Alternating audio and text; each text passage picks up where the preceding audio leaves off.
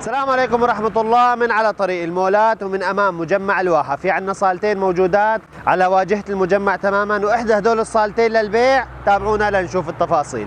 سوف نمضي في دروب الحق دنيانا ودين، وعي دنيا تبين نفعه برد اليقين. سوف نمضي في دروب الحق دنيانا. رح نبدأ معاكم بتفاصيل الصالة الأولى. عنا 11 متر على الواجهة و11 متر على مدخل المجمع، ويلا نشوفها من جوا. هاي الصالة هون مساحتها 180 متر وبتضم كمان سقيفة، رح نشوفها سوا. يا أخي حان التلاقي بشرا الصابرين نملأ. رح نطلع هلا نشوف الطابق العلوي للصالة. هي هون الطابق العلوي للصالة ومساحته عم يكون 100 متر. حان التلاقي بشرا الصابرين نملأ. وهي هون الصالة الثانية اللي عم تكون واجهتها على الشارع 15 متر تقريبا، وهلا راح نشوفها كمان من جوا.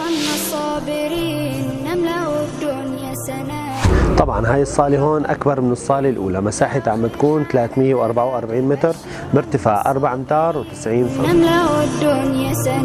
إذا كنت حابب تعرف سعر هدول الصالتين علق بنقطة وبتوصلك كل التفاصيل على الخاص. عنوان هدول الصالتين على طريق المولات، طريق الدانا الزراعي سابقا مقابل رويال مول ضمن مجمع الواحة. والسلام عليكم. حان تلاقي بشرا الصابرين نملأ الدنيا سنان نطلب الحق المبين.